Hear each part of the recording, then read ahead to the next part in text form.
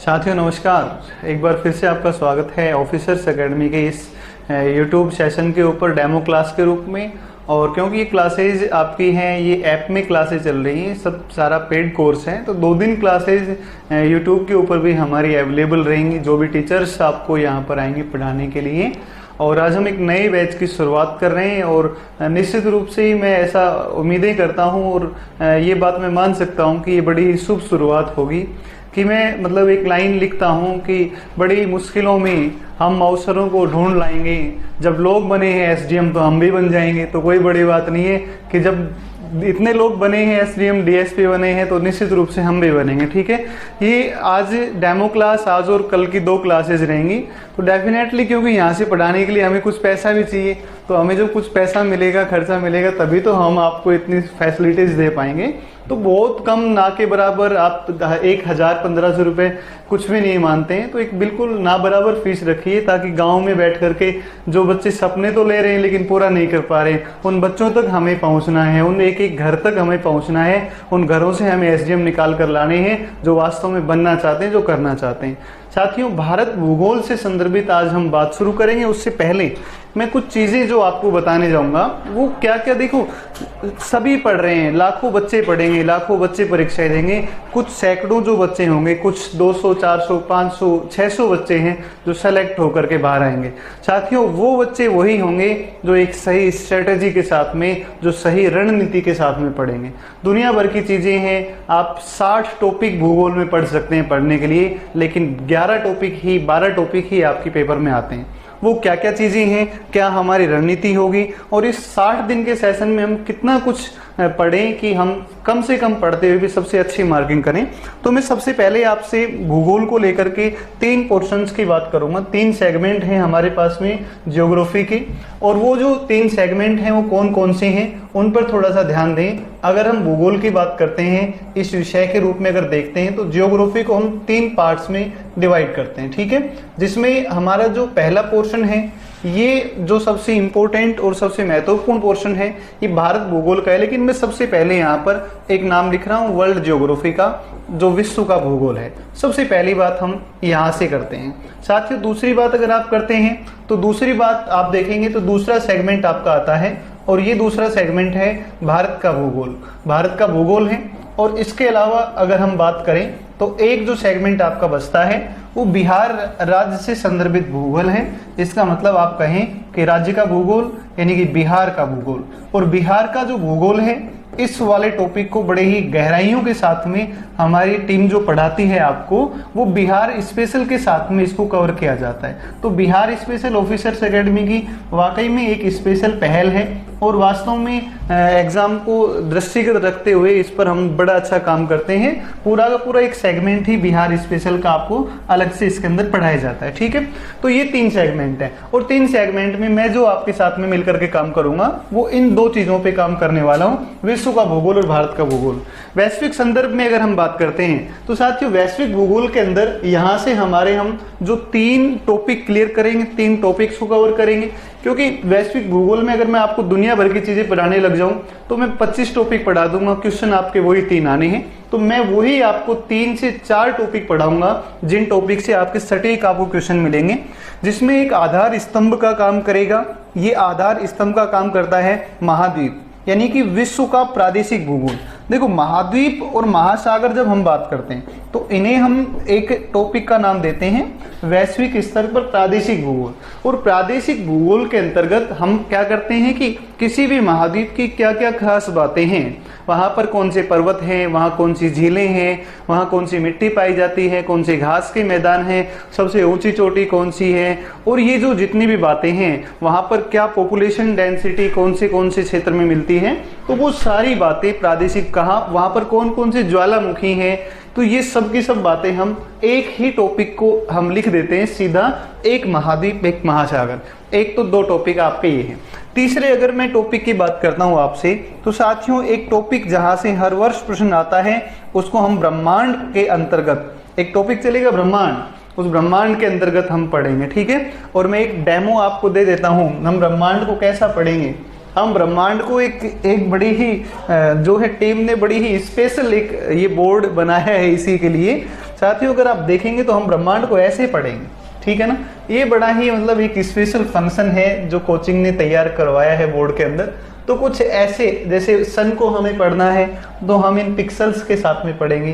साथियों हमें मान लीजिए कि हमें शनि को पढ़ना है, सैटर्न को पढ़ना है, तो देखिए सैटर्न में भी हमारे पास में बड़े अच्छे अच्छे फंक्शन बोर्ड में डाले हैं, इस पर काम किया है ताकि स्टूडेंट के पास में एक क्वालिटी एजुकेशन उनको मिल सके, वो चीज़ों को बड़े ही आसानी से समझ सके। हम इनमें पोल्स भी देख सकते हैं, शनि के जो छल्ले मिलते हैं, वलय मिलते हैं, रिंग्स मिलती हैं, उन वलयों को भी देख सकते हैं। तो एक बड़ी ही स्पेशलिटी हमारे पास में है चीज़ों को पढ़ने के लिए, ठीक है।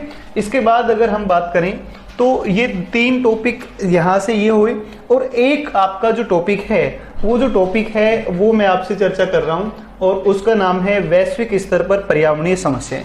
देखो ये बड़ा ही इंपॉर्टेंट टॉपिक है, और ये है पर्यावरणीय समस्याएं। और पर्यावरणीय समस्याएं जो टॉपिक है इसके अंदर साथियों आप सभी जानते हैं पर्यावरण आज के दिन, और वो भी सिविल सेवाओं के लिए, पर्यावरण वो भी सिविल सेवाओं के लिए आज के दिन इतना महत्वपूर्ण मुद्दा बना हुआ है कि 2 से 3 प्रश्न आपको पर्यावरण से जरूर मिलते हैं, जिनमें मैं आपसे कवर करूंगा पर्यावरणीय समस्याओं के अंदर ग्लोबल वार्मिंग है, ओजोन परत का विनाश है, जैव विविधता का विनाश है, सतत विकास है। तो कुछ ये टॉपिक्स हैं जिनको लेकर हम पर्यावरणीय समस्याओं में बात करेंगे। तो कुल मिलाकर के 5, 6, 7 और 8, मतलब अगर मोटे मोटे तौर पर देखा जाए तो 4 टॉपिक हैं, और इनको अगर सब पार्ट में डिवाइड करेंगे तो ये लगभग 8 से 10 टॉपिक यहाँ से कवर होंगे, ठीक है। एक बात तो विश्व भूगोल की हुई। दूसरी बात अगर मैं आपसे करूँ भारत भूगोल, लगभग 12 क्वेश्चन के करीब लगभग 10 से 12 भारत भूगोल के आते हैं। और भारत का भूगोल हमेशा आधार स्तंभ का कार्य करता है, आधार प्रदान करता है, बेस देता है आपको सारा जीएस पढ़ने के लिए, ठीक है। तो इस आधार स्तंभ को भले ही यहाँ से प्रश्न 10 या 12 ही आए, लेकिन क्योंकि भूगोल बहुत महत्वपूर्ण है, एक आधार का काम करेगा, इसलिए भारत भूगोल को पूरी डेप्थ के साथ में जितना हो सकता है उतना अच्छे जैसे चीजों को पढ़ा जाएगा। जिनमें टॉपिक की अगर मैं बात करूं आपसे तो साथियों एक टॉपिक हम पढ़ेंगे जो सबसे महत्वपूर्ण टॉपिक है, और वो टॉपिक है सामान्य परिचय। एक सामान्य परिचय से बात करते हैं साथियों। दूसरे टॉपिक की बात करेंगे तो दूसरा टॉपिक हमारा आएगा जिसका नाम है भौतिक प्रदेश। भौतिक प्रदेशों के अंदर जब आपके साथियों 2 टॉपिक यहाँ से कंप्लीट होंगे तो ये 2 टॉपिक कंप्लीट होते के साथ आप ये मानकर चलना कि आपका बड़ा सेगमेंट भारत का भूगोल कंप्लीट हो चुका है। क्योंकि ये 2 टॉपिक जो अगर ये 2 टॉपिक की बात कर लें और अगर एक टॉपिक हम इसमें नदी और एक टॉपिक जलवायु को और जोड़ देते हैं तो ये सारे भूगोल का, भारत के भूगोल का निचोड़ है पूरा का पूरा, ठीक है ना। ये पूरे भारत भूगोल का निचोड़ है, सामान्य परिचय, भौतिक प्रदेश, जलवायु और अपवाह तंत्र। अगर आप ये सेगमेंट कर लेते हैं मान लीजिए कि 70% आपके भारत भूगोल की तैयारी 4 टॉपिक में हो जाएगी, ठीक है। जिसमें हम बात करने वाले हैं एक जलवायु के संदर्भित बात करेंगे, एक हम बात करेंगे तो एक अपवाह तंत्र की बात करेंगे जिसके अंतर्गत हम नदियों को पढ़ते हैं, नदियों के प्रवाह प्रतिरूप को पढ़ते हैं, ये सारी की सारी बातें करते हैं। इसके अलावा अगर हम चलते हैं तो एक जो है टॉपिक ये वन संसाधन पढ़ते हैं, एक हम मृदा पढ़ते हैं, एक हम यहाँ पर बात करें तो एक हम जो है खनिजों के बारे में कुछ जानकारियां लेंगे इकोनॉमिक ज्योग्राफी के अंतर्गत, एक हम बात करेंगे तो यहाँ पर उद्योगों की बात करेंगे, और एक जो वेरी वेरी इंपॉर्टेंट ये है जनगणना, यानी कि मानव संसाधन के बारे में बात करेंगे जिसमें जनगणना की बात आएगी। तो ये जो टॉपिक है ये 3, 4, 5, 6, 7, 8, 9 ये 9 टॉपिक साथियों, 9 टॉपिक ये मान लीजिए 9 टॉपिक ये हैं और 4 टॉपिक आपके हैं, और ये 13 टॉपिक जो है 13 टॉपिक का मतलब आपके 15 प्रश्न मैं आपसे जो है कवर कर लूंगा यहाँ पर। तो ये 15 प्रश्न जो हैं ये कुल मिलाकर के इन दोनों सेगमेंट के टोटल जो 15 क्वेश्चन है, ये टोटल लगभग भाई 15 की बजाय ये 16 भी हो सकता है, 15 का ये 13 भी हो सकता है, तो 10 से 15 के बीच में वेरी करेगा, 10 से 15 के बीच में। तो ये जो टोटल 10 से 15 क्वेश्चन, 10 से 15 प्रश्न जो आपके होंगे, ये 10 से 15 जो क्वेश्चन हैं इन 10 से 15 क्वेश्चनों को आप यहाँ से कवर कर लेंगे, ठीक है। और लगभग मेरा जो प्लान है वो लेक्चर प्लान में आपको बता देता हूँ, क्योंकि पीटी हमारा बहुत नज़दीक आ चुका है, हमें उसको क्लियर ही नहीं करना है, हमें फाइनली सेलेक्ट एसडीएम बनना है या डीएसपी बनना है। साथियों ये चीज़ें कवर करने के लिए मैं समथिंग आपसे 40 से 50 लेक्चर आपसे मैं मांगूंगा, ठीक है ना। तो 40 से 50 लेक्चर मैं आपको मांगूंगा आपसे, और इसकी जितनी भी पीडीएफ्स हैं वो सारी पीडीएफ आपको प्रोवाइड प्रोवाइड करवा दी जाएंगी, ठीक है। इंस्टीट्यूट से आपको पूरी PDF मिलेंगी। मेरा फोकस रहेगा कि आपको ज़्यादा से ज़्यादा चीज़ें आपको समझा दी जाएं, ठीक है। और आपका कंसंट्रेशन रहेगा कि आप मैक्सिमम चीज़ों को सिर्फ मेरे साथ में पढ़ते हुए ही आप चीज़ों को याद करें। आप इतना कंसंट्रेशन से, इतना शिद्दत से, इतना ध्यान से चीज़ों को पढ़ेंगे कि आपको आराम से आपको चीज़ें क्लियर होती जाएं, ठीक है। चलिए आज हम अपनी शुभ शुरुआत यहाँ से करेंगे और हम अपनी शुरुआत करेंगे भारत का भूगोल से। साथियों, भारत का भूगोल आधार स्तंभ प्रदान करता है आपको GS के लिए भी, और आपको प्रदान करता है भूगोल का तो है ही सारा का सारा पोर्शन, खेल तो सारा ही भूगोल का है। तो भूगोल को हम भारत वाले से शुरू कर रहे हैं, यहाँ से हम बातें शुरू करते हैं और आप देखते जाइए चीज़ों को कितना तरीके से हम पढ़ने वाले हैं, ठीक है। तो भारत के भूगोल से हम अपनी शुरुआत करते हैं, इंडियन ज्योग्राफी से शुरुआत करते हैं। साथियों ध्यान दीजिएगा, भारत का भूगोल, आप अगर की पॉइंट्स लिखना चाहते हैं तो आप की पॉइंट्स लिख सकते हैं। आप चाहते हैं कि हमारे पास समय थोड़ा सा कम है, अगर आप समय की सीमाओं को देखते हैं तो आप सीधी आपको PDF मिल जाएगी, आप PDF से भी सीधा आप पढ़ाई कर सकते हैं, कोई बड़ा इशू नहीं है, ठीक है। और सिविल सर्विसेज के विद्यार्थियों को ये बात कोई बड़ी बात नहीं है कि चीज़ों को वो बुक से मैक्सिमम पढ़ें, PDF या नोट्स से पढ़ें, ना कि ज़्यादा लिखने की आपको ज़रूरत नहीं है। लिखने की प्रैक्टिस आपको PT में बहुत बेहतरीन तरीके से करवा दी जाएगी, ठीक है ना। चलिए यहाँ से हम शुरुआत करते हैं। और साथियों ये इंडियन जियोग्राफी जो है, इस इंडियन जियोग्राफी के अंदर हम सबसे पहले कौन कौन से टॉपिक कवर करेंगे, ये टॉपिक मैंने आपको बता दिए हैं। और आज जो हमारा टॉपिक है वो है भारत का सामान्य परिचय, ठीक है ना। तो भारत का सामान्य परिचय से बात करेंगे, ठीक है। और मैं आपको बता देता हूं कि सामान्य परिचय में जनरल इंट्रोडक्शन के अंदर हम जो पढ़ने वाले हैं वो साथियों ये पढ़ने वाले हैं, क्या क्या पढ़ने वाले हैं तो ध्यान दीजिएगा। सामान्य परिचय में हम पहले तो बात करते हैं भारत की अवस्थिति, ठीक है, लोकेशन, ठीक है, अवस्थिति या लोकेशन हम कह रहे हैं। दूसरा हम पढ़ेंगे इसके अंदर कि अवस्थिति को फिर हम दो संदर्भ में पढ़ेंगे। अवस्थिति को हम पढ़ेंगे कि हम विश्व में कहाँ पर हैं, अवस्थिति हमारी विश्व में कहाँ है। दूसरा हम पढ़ेंगे अवस्थिति हमारी एशिया में कहाँ पर है।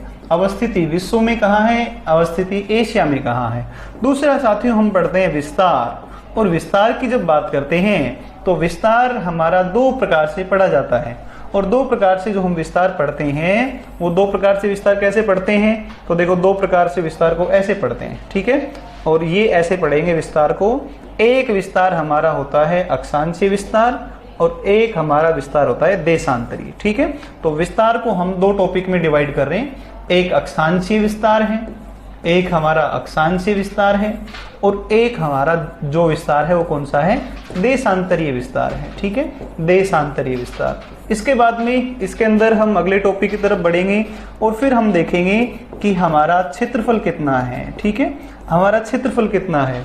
इसके बाद में अगर हम बात करेंगे सामान्य परिचय के अंतर्गत तो हम देखेंगे कि हमारे जो सीमाएं हैं वो सीमाएं जो हैं एरिया के बाद में हम देखेंगे हमारी बाउंड्रीज कौन सी हैं।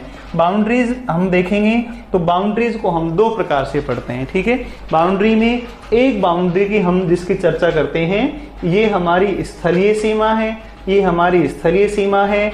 और दूसरी बाउंड्री की हम बात करते हैं तो ये हमारी कोस्टल बाउंड्री है, ये हमारी तटीय सीमा आती है, ठीक, ये तटीय सीमा है, ठीक है।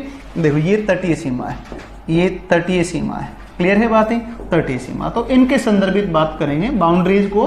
पूरा बाउंड्री को मैं आपको पाकिस्तान से लेकर के पूरा पाकिस्तान होते हुए अफगानिस्तान, POK, चाइना, नेपाल, भूटान, सारी म्यांमार घुमाते हुए बांग्लादेश ला करके और बंगाल की खाड़ी के तट पर ला करके छोड़ दूंगा, ठीक है। तो ये सीमाएं पढ़ेंगे। सीमाओं के बाद में अगर हम सामान्य परिचय में और बात करें तो भारत के राज्यों से संदर्भित बात करेंगे, ठीक है ना। भारत के राज्य, ठीक है, भारत के राज्य पढ़ते हैं अपन। और ये भारत के जो राज्य हैं, जैसा कि आपको पता होगा कि भारत में 28 राज्य हैं। तो 28 राज्यों में सबसे बड़ा कौन सा है, सबसे छोटा कौन सा है, अवरोही क्रम क्या है, आरोही क्रम क्या है, इन सब की जो बातें करेंगे। या मैक्सिमम कौन सा राज्य है जो आंतरिक सीमा के अंदर है, या सबसे ज्यादा राज्यों से पड़ोसी राज्यों सीमा बनाने वाला राज्य कौन सा है। तो पहले जो है ना टॉपिक की रूपरेखा तैयार कर रहे हैं, अपने पहले टॉपिक की रूपरेखा तैयार करते हैं, ठीक है ना। तो जैसे मान लो आप एग्जाम्पल के तौर पर मानकर चलो कि हमें पहले किसी के साथ लड़ाई करनी है, तो जब किसी के साथ लड़ाई करनी है तो हम पहले तैयारी करते हैं कि लकड़ी से पिटाई करेंगे या हाथ पैर से लात मार के पिटाई करेंगे या मुक्का मार के पिटाई करेंगे, ठीक है ना। तो पहले अपने रूपरेखा तैयार करते हैं कि हमें उसका कैसे सुधार करना है। तो वैसे ही हमें जो टॉपिक पढ़ना है सामान्य परिचय, पहला जो टॉपिक हमें पढ़ना है, इस पहले टॉपिक को हम इस प्रकार से कवर करते हैं, ठीक है। और फिर अंतिम जो बातें हम जो सामान्य परिचय से संदर्भित करने वाले हैं वो है महत्वपूर्ण जानकारियां, ठीक है। महत्वपूर्ण जानकारियां हैं, महत्वपूर्ण जानकारियां क्या है। और फिर साथियों एक चीज और बता देता हूं, एक करंट अफेयर्स का जो है, ठीक है। तो संबंधित करंट अफेयर, ठीक है ना, संबंधित करंट अफेयर है। तो संबंधित करंट अफेयर कौन कौन सा रहेगा। तो अगर कोई करंट अफेयर्स का मुद्दा है, अगर कोई मुद्दा है तो वो मुद्दा करंट अफेयर का आपके साथ में शेयर कर दिया जाएगा, ठीक है। तो टॉपिक के साथ भौतिक प्रदेशों से कुछ भी सामान्य परिचय में मान लो अगर भौतिक प्रदेशों से संदर्भित कोई करंट अफेयर आया तो वहां अपडेट करेंगे। जैसे नदियों से संदर्भित या अफवाह तंत्र में अपन एक बात पढ़ते हैं कि एक उमंगोट नदी है जो गारो और खासी श्रेणियों को दोनों को अलग करती है। तो उमंगोट नदी से संदर्भित एक करंट अफेयर्स है। मान लो कोई नया प्रोजेक्ट किसी नदी के ऊपर लॉन्च किया जा रहा है, उसका करंट अफेयर है। या फिर मान लो कोई राज्यों के अंदर परिवर्तन हुए हैं, जैसे कि 28 राज्य बनाए गए क्योंकि जम्मू कश्मीर का विघटन किया गया, तो वो एक करंट का मुद्दा रहा है पीछे। तो करंट अफेयर संदर्भित जो भी मुद्दा होगा वो अपने इसके अंदर जो है चर्चा करेंगे। तो आइए हम सबसे पहले शुरुआत करते हैं सामान्य परिचय में भारत की अवस्थिति या लोकेशन की बात करते हैं, जो पहले विश्व में देखेंगे और फिर कहां पर देखेंगे, एशिया में। तो चलिए हम शुरू करते हैं इस बात को और आप थोड़ा सा ध्यान दीजिएगा मेरी बातों के ऊपर और सुनिएगा। चलिए साथियों देखें इसको, अगर हम भारत की अवस्थिति की बात करें तो सामान्य परिचय का एक सब टॉपिक है भारत की अवस्थिति कहें या लोकेशन ऑफ इंडिया कहें, ठीक है, लोकेशन ऑफ इंडिया। और इसकी अगर बात करते हैं लोकेशन ऑफ इंडिया, तो अगर आप इसकी बात करें तो अवस्थिति के अंदर हम अगर देखें तो अवस्थिति सबसे पहले अपन बात करेंगे वैश्विक संदर्भ में कि हमारी विश्व में क्या अवस्थिति है, तो विश्व में कहां पर है। और दूसरी हम बात करते हैं कि एशिया में क्या अवस्थिति है, ठीक है, एशिया में क्या है। और एक मानचित्र के माध्यम से मैं आपको लेकर चलता हूं और पहले सारे विश्व में घुमा कर लाऊंगा आपको, ठीक है। और जब आप घूमकर थक जाएंगे विश्व में और थकने के बाद जब आप बैठ जाएंगे किसी जगह, फिर मैं आपको पढ़ाऊंगा, ठीक है। तो पहले आपका एक भ्रमण करवाता हूं विश्व के अंदर। तो जी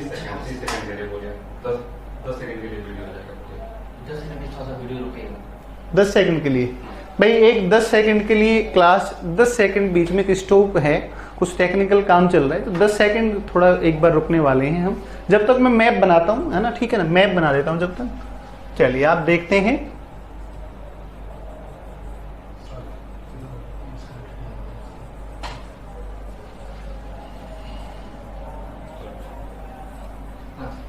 हाँ ठीक है, हो गया रन, ठीक है। ये देखो एक बार, अब आप घूमो, पहले सारे विश्व में आप भ्रमण करके आओ, फिर उसके बाद अपन पढ़ाई शुरू करेंगे। तो आप अगर घूमेंगे तो ये आपने घूमा उत्तरी अमेरिका महाद्वीप, ये उत्तरी अमेरिका महाद्वीप गए। और उत्तरी अमेरिका महाद्वीप के बाद में अगर आप देखें तो उत्तरी अमेरिका के बाद में नीचे की तरफ आप आएंगे, और नीचे की तरफ आप आएंगे तो ये नीचे की तरफ एक महाद्वीप पड़ता है, इसका नाम है दक्षिणी अमेरिका। तो ये दक्षिण अमेरिका महाद्वीप है, ठीक है, ये दक्षिण अमेरिका महाद्वीप है। इधर आप जब चलते हैं तो इस तरफ आपको एक महाद्वीप दिखाई देता है, और ये जो महाद्वीप है, इसी महाद्वीप को हम जिस नाम से जानते हैं, इस महाद्वीप को जिस नाम से जानते हैं, ये महाद्वीप आप सभी ने सुना होगा, इसका नाम है आपका, ये है अफ्रीका महाद्वीप, ठीक है। ये अफ्रीका महाद्वीप है, यहाँ पर ये अफ्रीका से संदर्भित बात होंगी। यहाँ जब अपन चलेंगे प्रादेशिक भूगोल के ऊपर तो वहां भी मैं आपको पढ़ाऊंगा डिटेल से इसके बारे में, ठीक है। इसके बाद में साथियों अगर और आप नीचे आए तो इसके नीचे अगर आप और आते हैं तो आपको यहाँ पर एक महाद्वीप दिखेगा। अब कईयों को लग रहा होगा कि जैसे यहाँ पर एशिया दिख रहा हो, तो ये एशिया नहीं समझ जाए इसको, कभी आप एशिया मान करके इसको याद कर लें। तो ये महाद्वीप आपको दिखेगा, और ये महाद्वीप आपको दिखेगा साथियों, इस महाद्वीप को जिस नाम से जानते हैं, इस महाद्वीप का नाम है, इसे ही कहा जाता है यूरोप महाद्वीप, ठीक है। औद्योगिक क्रांति का जनक के रूप में जिस महाद्वीप को जानते हैं, वो औद्योगिक क्रांति का जनक कौन सा है, ये आपका यूरोप महाद्वीप है, ठीक है ना सर जी।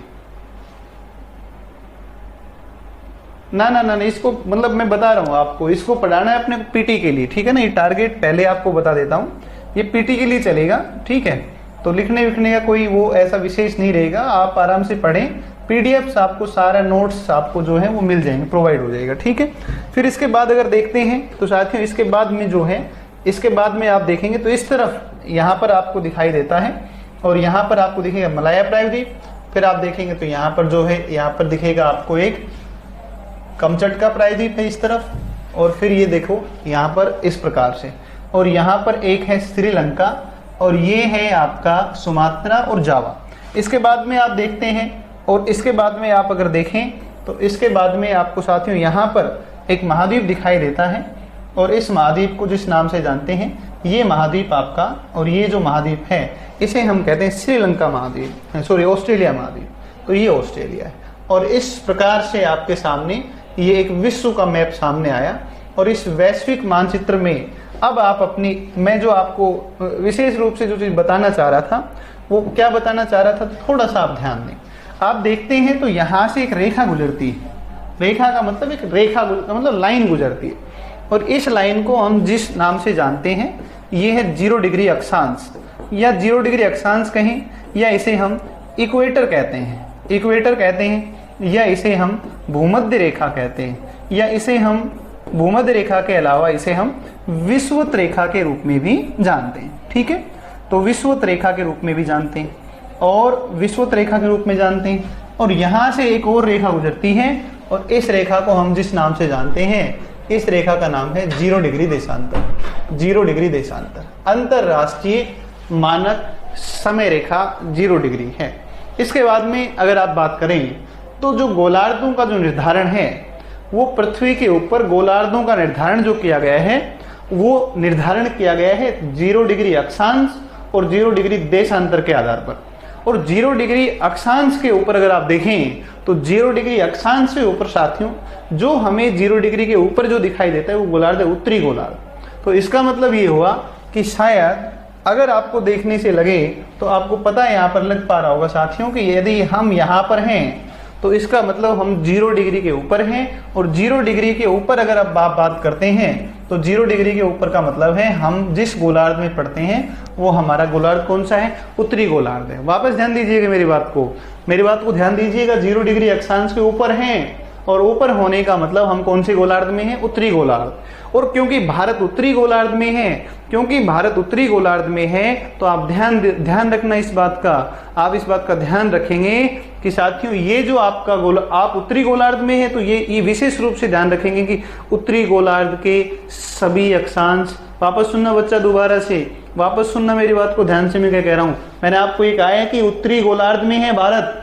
और भारत यदि उत्तरी गोलार्ध में है तो भारत के सारे अक्षांश कौन से हैं, उत्तरी अक्षांश है। एक बार मेरी बात को दोबारा से सुनना, दोबारा से ध्यान से सुनना है, बात को बिल्कुल ध्यान से सुनना है कि भारत उत्तरी गोलार्ध में है। इसका मतलब बच्चे, इसका मतलब सीधा मतलब है कि भारत के सभी अक्षांश उत्तरी अक्षांश होंगे। भारत उत्तरी गोलार्ध में है, अतः सारे अक्षांश उत्तरी अक्षांश होंगे। ये विशेष रूप से ध्यान रखना है। 0 डिग्री देशांतर से देखते हैं तो इधर पूर्व, दाएं तरफ पूर्व आपको दिखाई देगा, बाएं और इसके आपको पश्चिम दिखाई देगा। तो यहां से देखते हैं तो हम किस दिशा में पढ़ते हैं, पूर्व में पढ़ते हैं, ठीक है। और पूर्व में पढ़ते हैं, अतः आपने कहा कि भारत की जो स्थिति है वो वैश्विक संदर्भ में, इस वैश्विक संदर्भ में कौन से गोलार्ध में है, उत्तरी पूर्वी गोलार्ध में, ठीक है ना। तो भारत के बारे में आप विशेष रूप से ध्यान रखें कि विशेष रूप से आपको ध्यान रखना है कि भारत जो है वो भारत कहाँ पर है, वो भारत उत्तरी पूर्वी गोलार्ध में, ठीक है। तो ये पहली आपकी स्थिति हुई कि भारत वैश्विक संदर्भ में उत्तरी पूर्वी गोलार्ध में, ठीक है। चलो एक बात तो ये हुई। दूसरी बात, एक बार मैं पीछे लिख देता हूं, इनको पीछे लिख देता हूं। देखो वैश्विक संदर्भ में आपने देखा तो भारत की जो स्थिति है, भारत की जो अवस्थिति है वो आपने कहा कौन से गोलार्ध में है, ये है उत्तरी पूर्वी गोलार्ध, ये है उत्तरी पूर्वी गोलार्ध में, ठीक है। दूसरी बात करते हैं तो एशिया के संदर्भित, और एशिया में अगर आप देखें तो साथियों एशिया में आपको क्या दिखेगा, तो एक छोटा सा मैप मैं एशिया का बना देता हूं और आप उस मैप को अच्छे से समझ लीजिएगा थोड़ा ध्यान से। तो यहाँ पर आप देखें तो ये सिनाई प्रायद्वीप है, ये आप देखेंगे तो ये अफ्रीका है और अफ्रीका के अलावा इस तरफ आप देखते हैं अफ्रीका के अलावा तो ये एक प्रायद्वीपीय क्षेत्र है और इसी प्रायद्वीप को हम अरबियन प्रायद्वीप कहते हैं। इधर ये भारतीय प्रायद्वीप आ जाता है, इधर ये मलाया प्रायद्वीप है और यहाँ पर आप देखें तो ये देखोगे आप तो ये उत्तरी कोरिया वाला है और ये कमचटका प्रायद्वीप है और मतलब ये कुल मिला के कहने का मतलब ये हो गया तुम्हारा एशिया। और एशिया की अगर बात करें एशिया की बात करें तो एशिया की अगर बात करते हैं तो एशिया के संदर्भ में अगर आप बात करें तो ये भारत जो है ये भारत दक्षिण एशिया के अंदर है, ठीक है ना। भारत की अगर बात करें तो एशिया में दक्षिणी केंद्रीय स्थिति के अंदर स्थित है, केंद्रीय स्थिति में, ठीक है ना। तो दक्षिणी गोलार्ध के अंदर हम एशिया की जब भी बात करेंगे तो दक्षिणी एशिया में आएगा, ठीक है। दक्षिण एशिया में दक्षिणी गोलार्ध नहीं, दक्षिण एशिया आएगा, ठीक है। तो ये जो है ना ये आपका आएगा दक्षिणी एशिया, ये दक्षिण एशिया है। और अब मैं चलते चलते आपको एक दो चीजें बता देता हूं जो आपको पेपर में सीधी मिलेंगी, डायरेक्ट आपको मिलेंगी। ये जो प्रायद्वीप है इसका नाम है अरब प्रायद्वीप। देखो ये अभी सामने आ ही गई मेरे, अरब प्रायद्वीप है। और अरब प्रायद्वीप की बात करते हैं तो विश्व में सबसे बड़ा प्रायद्वीप, विश्व में सबसे बड़ा प्रायद्वीप, तो विश्व में सबसे बड़ा जो प्रायद्वीप है, सबसे बड़ा प्रायद्वीप, तो ये विश्व में सबसे बड़ा प्रायद्वीप कौन सा है? अरब का प्रायद्वीप है, ठीक है। यहां पर ये जो प्रायद्वीप है इसका नाम है मलाया, इसका नाम है मलाया, जिसके ऊपर मलेशिया है, इसे बोलते हैं मलाया प्रायद्वीप। और मलाया जो प्रायद्वीप साथियों इसके नीचे यहां पर एक द्वीप पड़ता है और इस द्वीप का नाम है सुमात्रा, इसका नाम है सुमात्रा, सुमात्रा द्वीप है, सुमात्रा। और ये जो सुमात्रा द्वीप पड़ता है ये है इंडोनेशिया का, विश्व में सबसे ज्यादा मुस्लिम आबादी वाला जो देश है कोई तो वो इंडोनेशिया है। विश्व में सबसे ज्यादा द्वीप जिस देश में है वो द्वीप भी सर्वाधिक किसमें है? इंडोनेशिया में। और यहाँ पर एक जल संधि पड़ती है, इस जल संधि का विशेष रूप से नाम ध्यान रखें आप। ये जो जल संधि है इस जल संधि का नाम है मलक्का जल संधि। देखो मलक्का जल संधि, ये एशिया के सबसे फेमस प्रश्नों में से एक है, मलक्का जल संधि। ये लो, इसको आप नोट कर लेना। और मैं चाहता हूं कि आप इसको कॉपी में नोट नहीं करें, इसको आप सीधे मस्तिष्क में नोट कर लें, सीधे मस्तिष्क में नोट कर लें। मैंने 5 स्टार मार्किंग कर दी है और पेपर हो तो मेरे पास एक बार फोन कर लेना कि सर ये प्रश्न आया था आपका, ठीक है ना। तो ये मलक्का जल संधि आएगी, ठीक है। और मलक्का जल संधि के संदर्भित बात करें तो विश्व की सबसे लंबी जल संधि, विश्व की सबसे लंबी जल संधि, ठीक है, सबसे लंबी जल संधि, सबसे लंबी जल संधि, ठीक है। तो ये थोड़ा ध्यान रखना इसका। मैंने एक दो अच्छे अच्छे प्रश्न आपको बता दिए। अभी खैर मैं एशिया पढ़ाऊंगा आपको, महाद्वीप जब सारे पढ़ाऊंगा, प्रादेशिक भूगोल, तो प्रादेशिक भूगोल में आपसे इनकी बातें फिर दोबारा करूंगा, ठीक है। लेकिन फिर भी थोड़ा आप ध्यान रखें कि दक्षिण एशिया में है और भारत वैश्विक संदर्भ में जब बात कर रहे थे तो आपने देखा था कि उत्तरी पूर्वी गोलार्ध के अंदर आएगा, ठीक है। तो पहले टॉपिक पर हमने चर्चा करी, पहली बातें हमने फिनिश करी। और बच्चे ये पहली जो बातें करी हमने वो सबसे पहली बात आपने पीछे देखा कि हमने सामान्य परिचय में जिसको शुरू किया वो सामान्य परिचय में शुरू किया, अवस्थिति वैश्विक संदर्भ में भी कर लिया और एशिया के संदर्भ में। अब अपन चलते हैं विस्तार, और विस्तार देखेंगे अक्षांशीय विस्तार क्या है और देशांतरीय विस्तार क्या है। ये अक्षांश और देशांतरीय विस्तार पर अपन बात करते हैं, ठीक है। अक्षांश और देशांतरीय विस्तार की बात करें तो क्योंकि आप इस चीज से अभी परिचित हैं, अभी मैंने बताया है आपको कि अक्षांश और देशांतरीय विस्तार को देखें उससे पहले मैं आपको एक बात बताता हूं, ठीक है। हाँ राहुल राज, ये क्लास YouTube पर भी है जी, YouTube पर है, डेमो क्लास के रूप में है ये, है ना। 2 दिन क्लास चलेगी, उसके बाद में जो है, हाँ उसके बाद में जो है आपकी ऐप की ही क्लास ही, पेड क्लासेज है, ऐसे नहीं है, ठीक है ना। चलिए ठीक है, देखिए एक बार थोड़ा ध्यान से। आप देखते हैं कि ये पृथ्वी है, ये पृथ्वी है, थोड़ा और बड़ा बना लेते हैं, ये पृथ्वी है और इस पृथ्वी के ऊपर एक रेखा यहां से गुजरती है और इस रेखा का नाम है 0 डिग्री अक्षांश। मेरी बातों को बिल्कुल गौर से आप समझिएगा। ये जो है ये है 90 डिग्री उत्तरी अक्षांश, नॉर्थ लैटिट्यूड, उत्तरी अक्षांश नॉर्थ लैटिट्यूड है। और नीचे की तरफ जब आप आते हैं तो ये जो है ना, इसका नाम है 90 डिग्री दक्षिणी अक्षांश। 90 डिग्री दक्षिणी अक्षांश, 90 डिग्री दक्षिणी अक्षांश। और यहां पर आपको कुछ रेखाएं दिखेंगी, और ये रेखाएं आपको कुछ इस प्रकार से दिखेंगी, इस प्रकार से दिखेंगी, ये इस प्रकार से दिख रही है।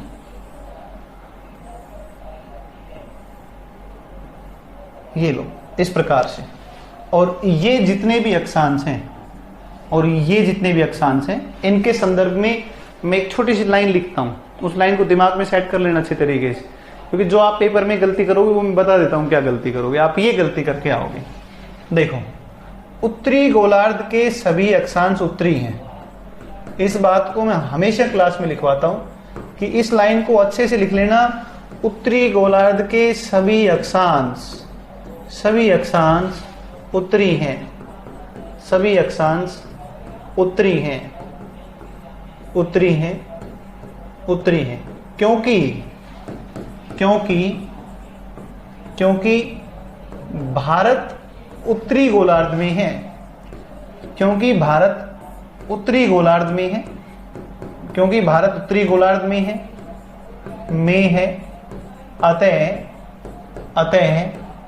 अतः क्योंकि भारत उत्तरी गोलार्ध में है, अतः भारत से गुजरने वाले सभी अक्षांश, भारत से गुजरने वाले सभी अक्षांश भी उत्तरी होंगे, सभी अक्षांश भी उत्तरी होंगे, सभी अक्षांश भी उत्तरी होंगे। ये पता है, ये जो मैं लिख रहा हूं ना, ये जो मैं लिख रहा हूं ना, ये शब्द, ये अनुभव कहता है कि सीधे सीधे आपकी परीक्षा में प्रश्नों को गलत करवाते हैं। ठीक है ना, सीधे तौर पर प्रश्नों को गलत करवाते हैं। गलती नहीं करनी है लाला इसमें बिल्कुल भी। ठीक है ना, क्योंकि भारत कहां पर है? उत्तरी गोलार्ध में है। और भारत, क्योंकि उत्तरी गोलार्ध के सभी अक्षांश उत्तरी अक्षांश हैं, और क्योंकि भारत उत्तरी गोलार्ध में आता है, भारत से गुजरने वाले सभी अक्षांश भी कौन से होंगे? उत्तरी अक्षांश होंगे। विशेष रूप से इसको, लाइन को आप जहन में, दिमाग में, कॉपी में जहां बसाना है वहां बसा लें। ठीक है ना। दूसरी बात करते हैं तो साथियों, दूसरी बात आप करें तो यहाँ एक रेखा गुजरती है इस प्रकार से, और इस रेखा के बारे में अगर आप जानते हैं तो इसका नाम है 0 डिग्री देशांतर। और ये जो 0 डिग्री देशांतर रेखा है, ये जो 0 डिग्री देशांतर रेखा है, इसके दाएं तरफ ये पूर्वी गोलार्ध है। देखना एक बार, मेरी बात को सुनना ध्यान से, गलती नहीं करनी है, बिल्कुल भी ध्यान रखिएगा, गलती नहीं कर देनी है ऐसी। ये पूर्वी गोलार्ध है, और पूर्वी गोलार्ध के सारे जितने भी अक्षांश देशांतर आपको दिखेंगे, जितने भी देशांतर साथियों आपको यहाँ दिख रहे हैं, ये जितने भी देशांतर हैं, ये सभी देशांतर आपके कौन से हैं? ये सभी देशांतर पूर्वी देशांतर हैं। तो ये सारे के सारे पूर्वी देशांतर हैं। तो ये मैं कह रहा हूं, एक लाइन लिख रहा हूं, क्योंकि देखो पूर्वी गोलार्ध के सभी देशांतर, पूर्वी गोलार्ध के सभी देशांतर पूर्वी देशांतर हैं, पूर्वी देशांतर हैं। क्योंकि भारत, देखो ये वापस वही बातें, मैं यहां पर भी वही चीज अप्लाई करने जा रहा हूं, वही चीज अप्लाई कर रहा हूं यहां पर भी। क्योंकि भारत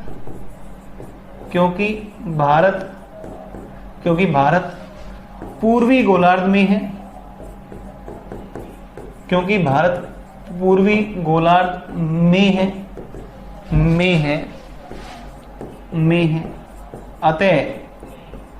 अतः भारत से गुजरने वाले सभी देशांतर पूर्वी हैं। बस मेरा काम हो गया यहां तक का, पूर्वी है। बच्चा, मैंने जो प्रश्न था, वो जो चीजें थी ना, वो मैंने आपको करवा दी है, बिल्कुल डेप्थ से मैंने ये चीज बता दी है। आपको गलती नहीं करते नहीं है, आपको ध्यान रखना है। भारत के सभी अक्षांश उत्तरी हैं, भारत के सभी देशांतर पूर्वी हैं। क्योंकि भारत उत्तरी पूर्वी गोलार्ध में, भारत उत्तरी पूर्वी गोलार्ध में, ये भारत जो है वो उत्तरी पूर्वी गोलार्ध में है। अतः भारत के सभी अक्षांश उत्तरी होंगे, सभी अक्षांश उत्तरी होंगे और सभी जो देशांतर हैं वो कौन से होंगे? पूर्वी होंगे। अब मैं भारत के मानचित्र के साथ में आपसे चर्चा करता हूं जी। ठीक है, इंग्लिश टर्म्स में मैं काम में लूंगा, है ना। अभी तक तो ऐसा कोई खास टर्म आया नहीं भाई। अक्षांश है तो लैटिट्यूड है, देशांतर है तो लॉन्गिट्यूड है, पूर्वी है तो ईस्टर्न है और पश्चिमी है तो आप कहीं वेस्टर्न है ना। तो उत्तरी है तो नॉर्थ है, दक्षिणी है तो साउथ है। अभी तो कोई टर्म ऐसी आई नहीं, है ना।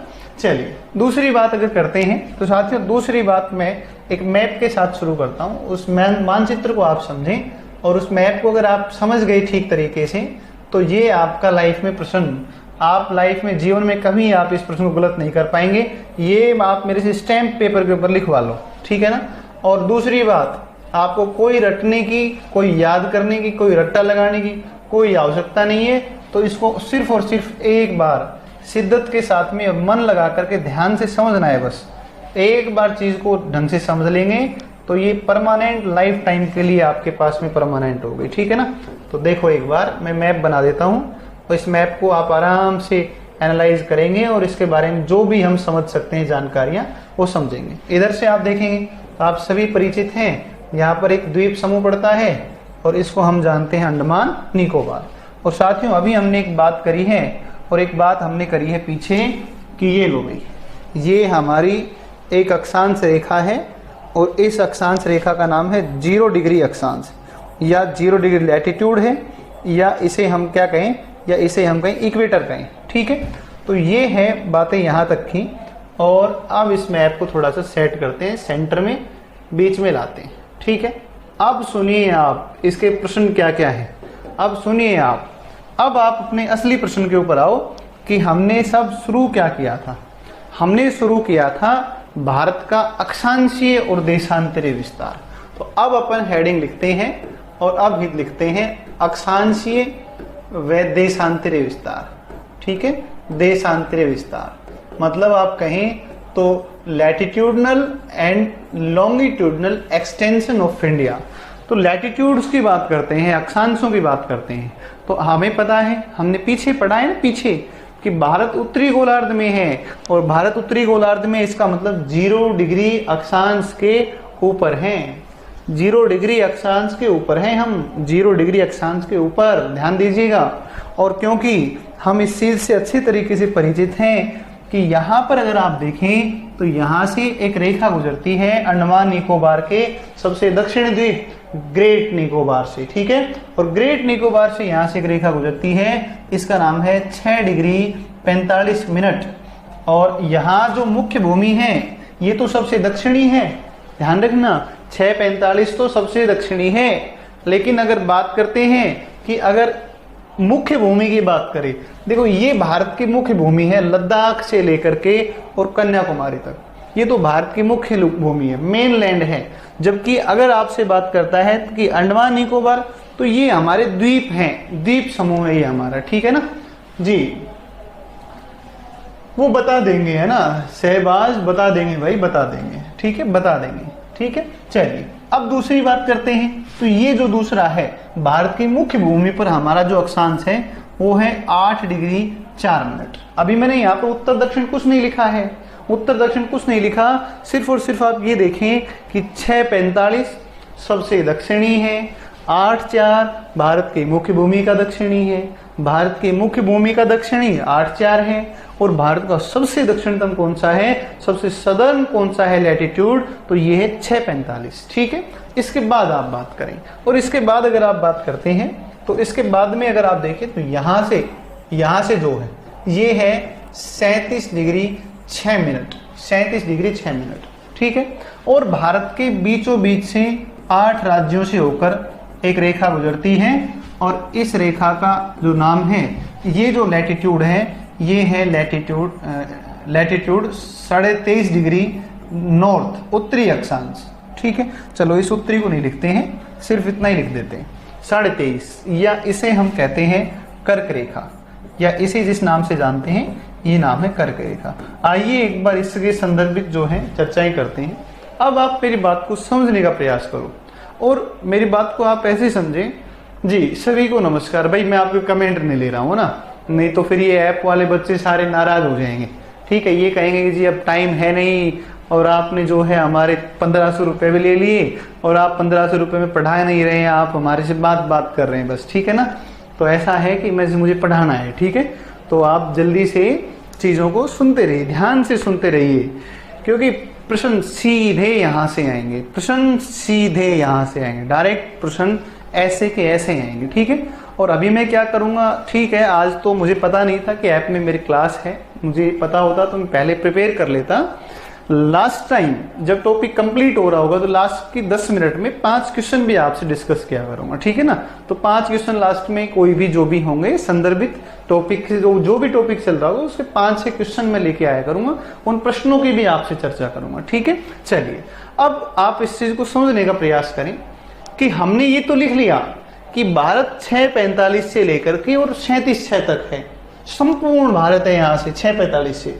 और भारत की जब मुख्य भूमि के संदर्भित बात करें तो मुख्य भूमि से कहां से कहां है, तो 8:04 से लेकर के और कहां तक है 37 से। आपने पीछे पढ़ा था और आपने कहा था कि आप देखते हैं कि भारत उत्तरी गोलार्ध में है, और साथियों पीछे मैंने लिखा है अलग भाषा में, उत्तरी गोलार्ध के सभी अक्षांश उत्तरी अक्षांश हैं, क्योंकि भारत उत्तरी गोलार्ध में है अतः भारत से गुजरने वाले सभी अक्षांश भी कौन से होंगे, उत्तरी अक्षांश। मतलब भारत के अंदर कोई भी दक्षिणी अक्षांश नहीं होगा। एग्जामिनर यही प्रश्न में गलती करवाता है, और आप देखें एक बार कि भारत उत्तरी गोलार्ध में है, भारत के सारे अक्षांश उत्तरी अक्षांश होंगे। ठीक है ना, तो ये जो 6:45 था इसको साथियों थोड़ा विशेष रूप से ध्यान रखें कि ये जो 6:45 है ये दक्षिणी अक्षांश नहीं है, ये कौन सा अक्षांश आएगा, ये आपका उत्तरी अक्षांश आएगा। इस पर स्टार मार्क कर लेना, स्टार मार्क। मैं कह रहा हूं कि स्टार मार्किंग करवाइए मिंटू स्टार। और अगर आपका प्रश्न ठीक हो तो भी आप बताएंगे कि यस सर आपने जो बताया था उस चीज को हमने ध्यान रखा और प्रश्न में गलती नहीं करी।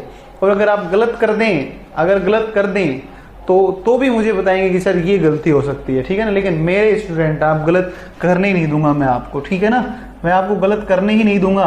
और क्योंकि भारत उत्तरी गोलार्ध में है तो भाई बच्चा सारे के सारे अक्षांश ही कौन से हो जाएंगे, उत्तरी अक्षांश। भारत में जहां जहां पर अक्षांशों की बात होगी तो वहां पर आप कौन सा अक्षांश कर देंगे, उत्तरी अक्षांश। ठीक है, उत्तरी अक्षांश कर देंगे। और ये भी कौन सा अक्षांश है, तो ये भी आपका उत्तरी अक्षांश है। गलत तो आप ऐसे कैसे कर दोगे, गलत के लिए तो मैं इतनी मेहनत करके बैठा हूं कि आपको गलत करने ही नहीं दूंगा। आप चाहकर भी अगर आपका मन करेगा कि यार 150 क्वेश्चन ठीक हो रहे हैं हमारे, सही है 150 तो चलो एक प्रश्न अगर 150 क्वेश्चन ठीक हो रहे हैं तो आप सोचोगे यार एक प्रश्न गलत कर लेते हैं भूगोल का, तो भी आपसे गलत नहीं होगा। ठीक है ना, तो ये ध्यान रखना। ये बात हुई आपके अक्षांशीय विस्तार। सबसे पहला आपने विस्तार पढ़ा, अक्षांशीय विस्तार। अब आपसे क्या क्या प्रश्न पूछ सकता है, तो अब मेरी बात को गौर से सुने ध्यान से। जी शशि प्रभा, भाई वो मैनेजमेंट से बात करनी पड़ेगी, आप उनसे बात करिए। देखिए ध्यान से वापस से, अक्षांशीय विस्तार कहां से कहां है, 6 डिग्री 45 मिनट उत्तर से लेकर के 6 डिग्री 45 मिनट उत्तर से वापस सुन लेना, 6:45 उत्तर से लेकर के और 37 डिग्री 6 मिनट उत्तरी अक्षांश। एक बात, सबसे पहली बात। दूसरी बात करें कि भारत की मुख्य भूमि कहां से कहां है, तो देखो मुख्य भूमि है आपकी यहाँ कन्याकुमारी, और यहाँ से कौन सा गुजरता है, 8 डिग्री 4 मिनट। तो 8 डिग्री 4 मिनट से लेकर के 37 डिग्री 6 मिनट, ये आपका मुख्य भूमि का विस्तार आएगा। और यहां से जब आप चलेंगे 6 डिग्री से तो फिर कौन सा आएगा, ये आएगा आपका संपूर्ण अक्षांशीय विस्तार। दूसरी बात करता है और दूसरी संदर्भित बात करता है देशांतर। और अगर आप देशांतर को देखते हैं तो यहां से जो देशांतर रेखा गुजरती है, यहां से ये जो देशांतर है इसका नाम है 68 डिग्री 7 मिनट। यहां पर भी मैं कुछ नहीं लिख रहा हूं, यहां पर या कुछ नहीं लिख रहा हूं। और ये यहां से अगर आप बात करें तो ये है आपका 97 डिग्री और 25 मिनट। अब वापस सुन लेना बात को, 68 से 97 25, 68 97 25, 68 97 25, ऐसे याद करना पड़ेगा आपको। थोड़ा सा रटना भी पड़ता है ना चीजों को, तो ऐसे रटेंगे 68 से 97 25। अब घर में जब भी कोई मिले, मम्मी मिले, तो मम्मी को मिलते ही कह देना कि हाँ mummy 68 degree 97 minute, 68 degree 7 minute से 97 डिग्री 25 मिनट। पापा मिले तो पापा को बोल दे 68 7 से 97 25। तो घर के 5 सदस्यों को आपको ये बता देना है कि 68 7 से 97 25। जब ये आप घर वाले को बता दोगे 5 बार, 5 लोगों को बता देंगे तो आपको याद हो जाएगा, ठीक है ना। अब अगर आप देखें तो पीछे आपने एक चीज को समझा, आपने कहा कि जी पूर्वी गोलार्ध के सभी देशांतर पूर्वी देशांतर है, पूर्वी गोलार्ध के सभी देशांतर पूर्वी देशांतर है। इसका मतलब कि भारत भी पूर्वी गोलार्ध में है, और भारत भी अगर पूर्वी गोलार्ध में है तो भारत से गुजरने वाले सभी देशांतर कौन से होंगे? पूर्वी देशांतर। इसका मतलब भारत का चाहे पश्चिमी भाग हो और भारत का चाहे पूर्वी भाग हो, भारत के देशांतर तो साथियों पूर्वी ही आएंगे। इसका मतलब जो चित्र आपने बनाया है यहाँ पर, ये भारत तो पश्चिमी है, भारत तो पश्चिमी है, लेकिन देशांतर जो होगा वो पूर्वी देशांतर होगा। बात को थोड़ा सा ध्यान से समझिएगा, भाग तो पश्चिमी है लेकिन देशांतर कौन सा होगा? देशांतर तो ये पूर्वी ही होगा, ठीक है ना, चाहे कोई कुछ भी कर ले। और ऐसे ही अगर आप देखेंगे तो 97 डिग्री 25 मिनट ये देशांतर भी कौन सा है? ये भी आपका पूर्वी देशांतर है, ठीक है। तो ये भारत का अक्षांशीय और देशांतरी विस्तार है, ठीक है।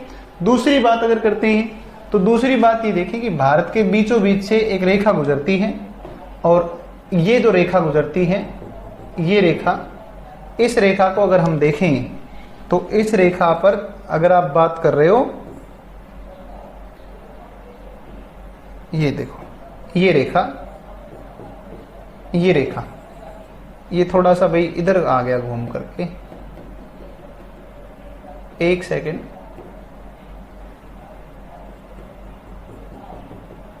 ये जो रेखा है, ये जो रेखा है, ये रेखा, इस रेखा को हम जिस नाम से जानते हैं, ये रेखा हमारी आएगी 82.5 डिग्री पूर्वी देशांतर। क्योंकि मैं आपको बता चुका हूं कि भारत के सारे देशांतर पूर्वी हैं। भारत के जब सारे देशांतर पूर्वी हैं तो चाहे वो मध्य से गुजरे और चाहे वो पूर्व से गुजरे, चाहे वो पश्चिम से गुजरे, तो ये सारे ही बच्चा ये आपके पूर्वी आएंगे। तो ये 82.5 डिग्री पूर्वी देशांतर, या इसे हम जिस नाम से जानते हैं ये नाम है भारतीय मानक समय रेखा। भारतीय मानक समय रेखा, भारतीय मानक समय रेखा, ठीक है। तो भारतीय मानक समय रेखा आएगी, और ये भारतीय मानक समय रेखा जैसा कि आपको पता है कि ये 5 राज्यों से जाती है, 5 राज्यों से, और ये जो आपकी जाती है कर्क रेखा, ये जाती है 8 राज्यों से, ठीक है। इनके संदर्भित अपन बात करेंगे अभी, कौन कौन से राज्य हैं, कैसे हैं, क्या ट्रिक है जिसको हम याद करके और आराम से याद कर सकते हैं देख करके। तो ये कुल मिला के हमारी साथियों भारत की अक्षांशीय और भारत की देशांतरीय स्थितियां हुई। वापस एक बार फिर समझा रहा हूं, संपूर्ण भारत का अक्षांशीय विस्तार 6:45 उत्तर से 37 डिग्री 6 मिनट उत्तरी अक्षांश, एक बात। दूसरी बात आपकी आएगी, दूसरी बात है भारत की मुख्य भूमि 8 डिग्री 4 मिनट उत्तरी अक्षांश से 37 डिग्री 6 मिनट उत्तरी अक्षांश, दूसरी बात। तीसरी बात, नहीं रंजन ये झांसी में नहीं काटती है, झांसी में तो काटता है उत्तर दक्षिण पूर्व पश्चिम गलियारा। झांसी में जो काटेगा वो उत्तर दक्षिण और पूर्व पश्चिम गलियारा, जो श्रीनगर से कन्याकुमारी और सिलचर असम से पोरबंदर तक है, वो काटता है। ये काटती है सरगुजा स्थान छत्तीसगढ़ में। अभी मैं लिखवाऊंगा थोड़ा सा, आप सुनते जाइए चीजों को। दूसरी बात करें, हाँ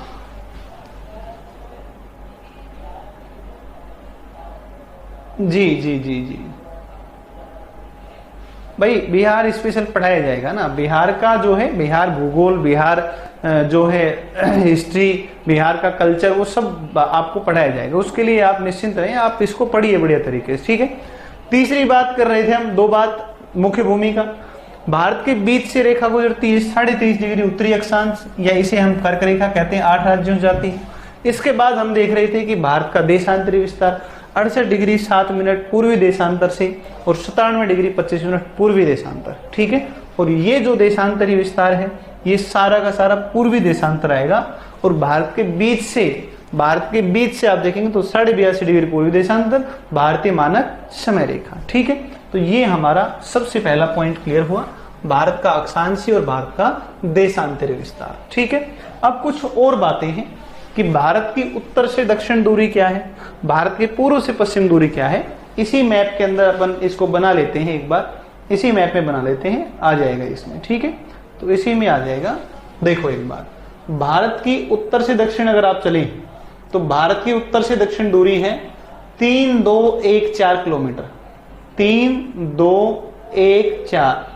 वापस ध्यान देना, 3214। वापस सुनो एक बार, 3214 मतलब 3214 किलोमीटर। ठीक है, और पूर्व पश्चिम दूरियों की बात करें तो ये है 2933 किलोमीटर। अनेकों बार अंतराल पूछता है, देखो अक्षांश अंतराल पूछे दोनों घटा के निकाल लो, देशांतर अंतराल पूछे देशांतरों घटा के निकाल लो। तो घटाना तो भाई आपको आना चाहिए। अब घटा तो मैं सिखा देता, मुझे तो गणित आती नहीं है इतनी। अगर गणित मुझे आती थोड़ी सी तो मैं सिखा देता कि कैसे इनको घटा करे जाते हैं। ठीक है ना, तो मुझे थोड़ा सा ये जोड़ घटा गुणा भाग नहीं आता है, इसलिए घटा के आप देख लेंगे 281 किलोमीटर आता है या कुछ और आता है, वो आप एक बार देख लेना इसको। ठीक है, चलिए अब देखते हैं अपन और अगली बात पर चलते हैं कि कुछ बिंदु हैं, उत्तर दक्षिण पूर्व पश्चिम जो बिंदु हैं, उन बिंदुओं से संदर्भित बात करते हैं, कौन कौन से भारत के बिंदु आएंगे। ठीक है, चलिए अब एक बार एक छोटा सा मैप मैं वापस बना देता हूं और 1 मिनट आप उस मैप को आराम से समझ लो और देख लो। देखो ऐसे चलेंगे, ऐसे चलेंगे, ऐसे चलेंगे और वापस दोबारा से फिर से बना करके चलेंगे इसको, और ऐसे करते हुए अपन आ जाएंगे। ये भारत का दक्षिणी भाग, पश्चिमी भाग आ जाएगा। इधर आप देखेंगे तो ये पश्चिमी भाग और ये गुजरात। इधर से आप चलेंगे तो इधर से आप आएंगे तो लद्दाख का क्षेत्र है, हिमाचल प्रदेश है, उत्तराखंड है, नेपाल के बाद इधर भूटान है, अरुणाचल प्रदेश है, नागालैंड है, मणिपुर है, मिजोरम है और ये त्रिपुरा है और ये फिर आपका बांग्लादेश है। और अगर आप देखो तो आप और आगे अगर चलते हैं तो और देखिए, थोड़ा सा ध्यान से समझने का प्रयास करना। और इस प्रकार से आप जब आएंगे तो इस प्रकार से ये आपका दक्षिणी भारत हो जाएगा। ये दक्षिणी भारत है और अब इसको भारत को थोड़ा छोटा कर लिया जाएगा। ठीक है, और भारत को छोटा करके और ये बिंदु बना दिए जाएंगे। ये लो भाई, छोटा सा काम था ही नहीं। और ये इधर आप देखोगे तो यहाँ पर हमारे द्वीप समूह हैं जिन्हें हम कहते हैं अंडमान निकोबार बोलते हैं। ठीक है, अब आप देखो और अब आप चीजों को थोड़ा सा ध्यान से समझने का प्रयास करो। देखो एक बार सारे लोग ध्यान देकर समझो, भारत का सबसे उत्तरतम बिंदु कौन सा है। तो भारत का सबसे उत्तरी बिंदु की जब भी बात करता है तो हमेशा एक पॉइंट आता है जिसका नाम है इंदिरा कोल। ये पॉइंट आता है इंदिरा कोल।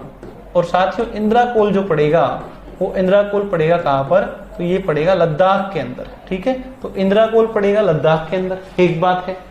लेकिन ये लद्दाख का जो क्षेत्र है, ये लद्दाख जो है, ये लद्दाख कौन सा है, पीओके वाला लद्दाख। आप मेरी बात को थोड़ा समझने की कोशिश करें कि लद्दाख के जिस क्षेत्र में आप देखते हैं इंदिरा कोल को, वो पीओके है, वो तो पीओके वाला रीजन है। तो ये पीओके वाला क्षेत्र है, लेकिन हमसे तो पूछा है कि अविवादित होना चाहिए भाई, अविवादित होना चाहिए। और अगर अविवादित अनडिस्प्यूटेड है तो अविवादित भारत की जब बात करेगा तो यहां पर एक पॉइंट पड़ता है NJ9842। ये जो पॉइंट है ये भारत का सबसे उत्तरतम और अविवादित है। ये ध्यान रखें, अनडिस्प्यूटेड है, अविवादित है। जबकि इंदिरा कोल लद्दाख में है और लद्दाख क्षेत्र का पीओके भाग है। और पीओके के अंदर आप देखेंगे तो लद्दाख जो ये जो आएगा इंदिरा कोल, ये विवादित क्षेत्र में आएगा। यदि आप चाहते हैं कि आप कन्याकुमारी भारत के सबसे दक्षिणी बिंदु को टच करें तो आप कन्याकुमारी जा सकते हैं।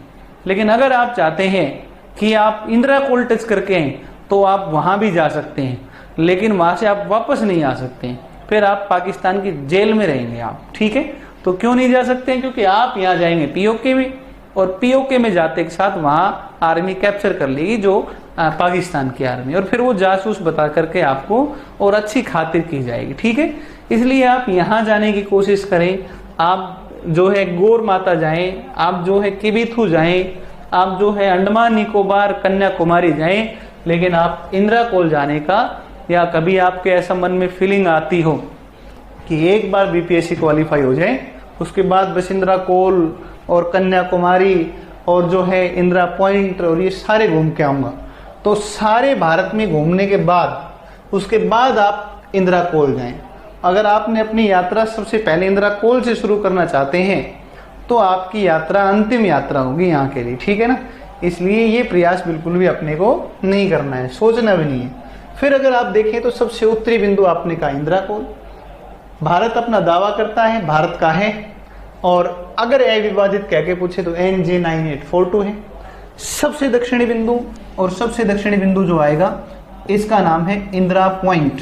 ध्यान से सुनना भैया, एक बार ध्यान सुनना इस बात को, ये सुने ध्यान से, इंदिरा पॉइंट है, इसे कहा जाता है पिगमेलियन पॉइंट, इसे पिगमेलियन पॉइंट कहा जाता है, इसे कहा जाता है पार्सन पॉइंट, पार्सन पॉइंट, और इसे ही कहा जाता है लाहिचांग, इसे कहा जाता है लाहिचांग। और साथियों ये जिस द्वीप के ऊपर आएगा, जिस द्वीप के ऊपर ये है, इस द्वीप का नाम है ग्रेट निकोबार या बड़ा निकोबार, ग्रेट निकोबार, ठीक है। ये ग्रेट निकोबार आपका आ जाता है यहाँ पर, ठीक है। तो ये ग्रेट निकोबार है, क्लियर है बात। तो भारत का सबसे दक्षिणतम जो पॉइंट है, दक्षिणतम पॉइंट है, वो दक्षिणतम पॉइंट इंदिरा पॉइंट है, पिगमेलियन पॉइंट कहा जाता है, पार्सन पॉइंट कहा जाता है, लाहिचांग कहा जाता है, और ये जो आपका आता है ग्रेट निकोबार के ऊपर आता है, ठीक है। दूसरी बात अगर कह सकता है आपसे, ऐसा कह सकता है कि बताइए सुमात्रा के निकट, सुमात्रा, एक सेकंड रुकिएगा, सुनो सर, पानी दे।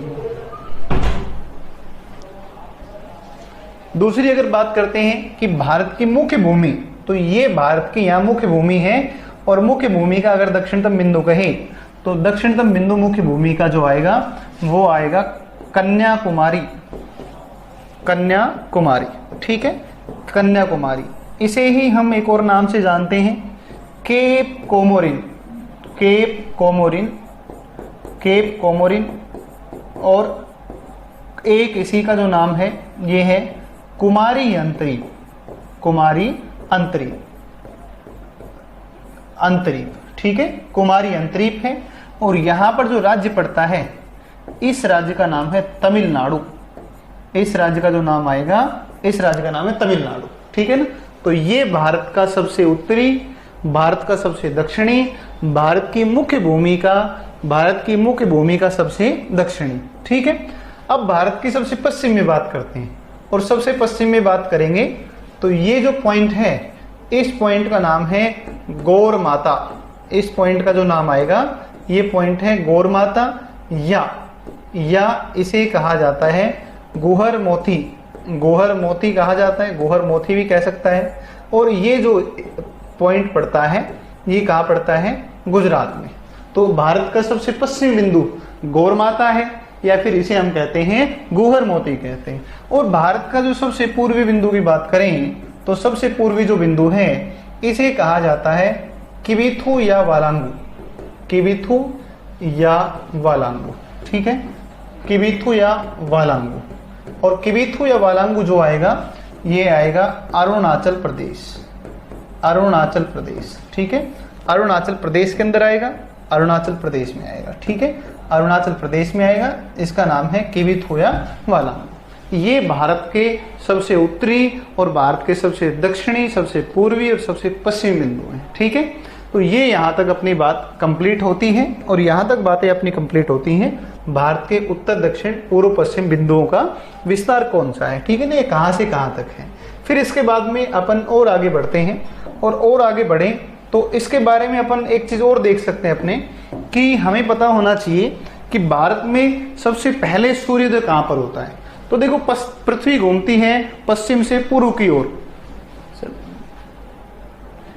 पृथ्वी घूमती है पश्चिम से पूर्व की ओर, पृथ्वी ऐसे घूमती है पश्चिम के से पूर्व की ओर, और पृथ्वी पश्चिम से पूर्व जो घूमती है तो सबसे पहले जो सूर्योदय होता है वो सबसे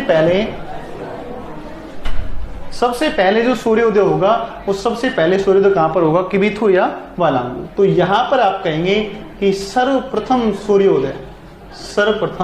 सूर्योदय, ठीक है। तो सर्वप्रथम सूर्योदय होता है, वो सर्वप्रथम सूर्योदय कहां पर होता है, ये होता है जो है आपका किबिथु या वालांगू या अरुणाचल प्रदेश।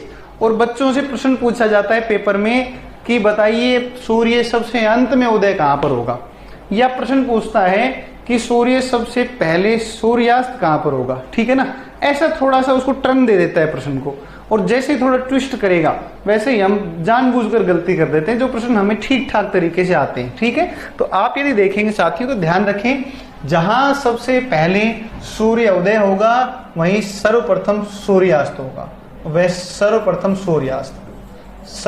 सूर्यास्त।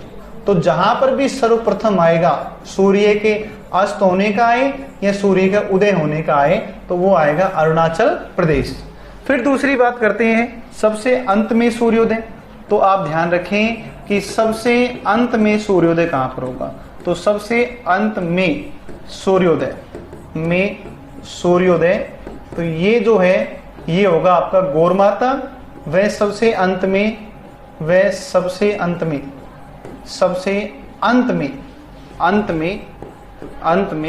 सूर्यास्त। तो सबसे पहले अरुणाचल प्रदेश और सबसे अंत में कौन सा आएगा, गुजरात, ठीक है। तो ये कुल मिलाकर के अपनी बातें सूर्य उदय से हैं और सूर्यास्त से हैं, ठीक है। क्या तुम बातें कर रहे हो, पता नहीं, समझ में नहीं आ रही।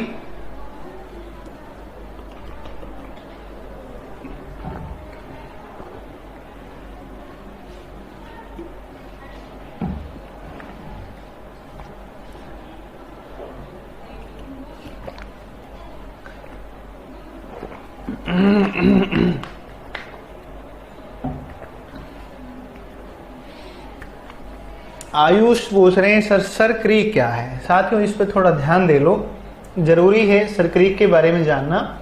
वैसे मैं आपको भी बताने वाला हूं कि कहां कहां पर विवाद, कौन कौन से डिस्प्यूटेड रीजन है, ठीक है, उनके ऊपर बात करूंगा तो मैं वहां चर्चा करूंगा। लेकिन भाग गुजरात में ही एक हिस्सा पड़ता है और ये हिस्सा है सरक्रीक। देखो एक जो है ना, एक मछली मिलती है सरक्रीक। देखो मछली का नाम है सीरी मछली, और सीरी मछली के नाम पर ही नाम पड़ा है, सरक्रीक नाम पड़ा है, ठीक है ना। सीरी मछली के नाम पर नाम पड़ा है सरक्रीक। और यदि आप देखते हैं तो साथियों ध्यान रखिएगा कि सरक्रीक जो क्षेत्र है, ये भारत पाकिस्तान के मध्य विवादित है, भारत पाक के मध्य विवादित एक बात, भारत पाक के मध्य विवादित है। और दूसरी बात अगर आप इसके बारे में करें तो दोनों के बीच विवादित है जो 24 डिग्री उत्तरी अक्षांश पर स्थित है, 24 डिग्री उत्तरी अक्षांश पर स्थित है। ये भी प्रश्न पेपर में आया हुआ है कि कितने डिग्री अक्षांश पर है, तो 24 डिग्री अक्षांश पर या उत्तरी अक्षांश पर स्थित है। ये लीजिए, ये कुछ अपनी बातें इससे संदर्भित हैं। तो मैंने विस्तार, अवस्थिति को सही से करवा दिया है और विस्तार को सही से करवा दिया है, ठीक है। अब अपन बात करते हैं और अब अपन बात शुरू करेंगे साथियों। अब बात शुरू करते हैं कि भारत से गुजरने वाला जो आपने कहा था कि बीचों बीच से दो आपके एक अक्षांश गुजरता है, और ये जो अक्षांश है इसका नाम है 23.5 डिग्री, जिसे हम कर्क रेखा कहते हैं। और दूसरा हमने पढ़ा भारतीय मानक समय रेखा, जिसे हम 82.5 डिग्री कहते हैं, ठीक है। तो एक बार अपन कर्क रेखा के संदर्भ में और एक बार अपन जो है भारतीय मानक समय रेखा के संदर्भ में बात करते हैं, ठीक है। एक डायग्राम एक बार आप देखो, तो इस डायग्राम में आप देखोगे तो अपन इसके बारे में बात करने जा रहे हैं 23.5 डिग्री उत्तरी अक्षांश, और एक बात करने जा रहे हैं 82.5 डिग्री पूर्वी देशांतर। इनके बात करते हैं और लिखते हैं, एक एक करके इन चीजों के बारे में जानते हैं, ठीक है। अच्छी जानकारियां मिलेंगी और ये मैं मतलब ठीक है, मैं दावा कर सकता हूँ इस चीज का, निश्चित रूप से ही मैं कह सकता हूँ इस बात को कि जितना टॉपिक मैंने टच कर लूंगा, जितना टॉपिक मैंने टच कर लिया वहां से बाहर प्रश्न नहीं आएगा। इसलिए अभी आपके पास में थोड़ा सा समय कम है और थोड़ा बच्चे मैं सारी चीज करवा दूंगा। आप जो कमेंट कर रहे हो ये सारा करवा दूंगा मैं, एक सिंगल प्रश्न नहीं छोड़ूंगा आपका, ठीक है ना। देखो मैंने कितना ठीक अच्छी तरीके से डिवाइडेशन कराया है सारी चीजों का, मैंने सारी चीजों को कितना प्रॉपर डिवाइड करके आपको बताया है ना। देखो मैंने प्रॉपरली आपको बताया, मैंने अभी यहाँ ये बात हुई है अपनी, सिर्फ ये बात हुई है अक्षांश देशांतर, अभी हम यहाँ पर चल रहे हैं अक्षांश देशांतर। तो ये तो अभी सीमाएं आएंगी, स्थलीय, तटीय, क्षेत्रफल, राज्य, अन्य जानकारी, करंट अफेयर्स, तो ये सारी चीजें आएंगी। इसलिए प्लीज आप जो है कमेंट नहीं करें कि सर ये बताओ ये बताओ, मैं सारी चीज बता दूंगा। और कोई जेन्युइन क्वेश्चन होगा तो मैं वो जेन्युइन क्वेश्चन आपका ले लूंगा, ठीक है। मैं देख रहा हूँ सारे कमेंट। अब अपन बात करते हैं, अब अपनी बात करेंगे कर्क रेखा के बारे में और भारतीय मानक समय रेखा के बारे में। तो आप हेडिंग लिखें, और ये है आपका 23.5 डिग्री उत्तरी अक्षांश, नॉर्थ लैटिट्यूड, उत्तरी अक्षांश, या जिसे हम कह रहे हैं, या इसे हम कह रहे हैं, किस नाम से जानते हैं, कर्क रेखा, कर्क रेखा। और इसे ही हम एक और नाम से जानते हैं, या इसे कहते हैं Tropic of Cancer, Tropic of Cancer, Tropic of Cancer, Tropic of Cancer. ये लो, ये है कर्क रेखा आपकी। और इसकी अगर अपन बात करते हैं तो इसके संदर्भित में आपसे कुछ चर्चाएं शुरू करता हूं। देखो एक बार मैं कुछ लिख रहा हूं, उन पॉइंट्स के ऊपर अच्छे से फोकस करना, अच्छे से उन पॉइंट्स के ऊपर आप काम करेंगे और ध्यान देते चलेंगे, क्योंकि अपने को सीखना है, अपने को रटना नहीं है, अपने को वो नहीं करना है, कोई भी बहुत ज्यादा दिमाग नहीं लगाना है, अपने को सीखना है। तो आप अगर कहें कि भारत के मध्य से गुजरती है, भारत के मध्य भाग से गुजरती है, भाग से गुजरती है, से गुजरती है, गुजरती है। अब एक चीज तो आप जानते हैं अच्छे तरीके से कि अगर मुझे कोई कहे कि मैं अच्छा व्यक्ति नहीं हूं, तो उसमें एक दूसरी चीज छिपी है कि मैं बुरा हूं। तो इसका मतलब ये हुआ कि अगर ये कह रहा है कि भारत के मध्य से गुजरती है, तो भारत के मध्य से जब ये गुजरती है तो इसका मतलब कि भारत के कोई चीज बीच से गुजरेगी तो भारत को दो भागों में बांटेगी। एक का मतलब एक उत्तरी भारत है, एक कौन सा है, दक्षिणी भारत है, ठीक है। तो एक मैप बना करके और उसमें अपने देखते हैं। देखो एक बार मैप के माध्यम से चीजें और अच्छे से क्लियर हो जाएंगी। अगर आप देखें तो ये जो है मैप के माध्यम से और अच्छे से समझ में आएंगे। देखो एक बार समझने का प्रयास करो।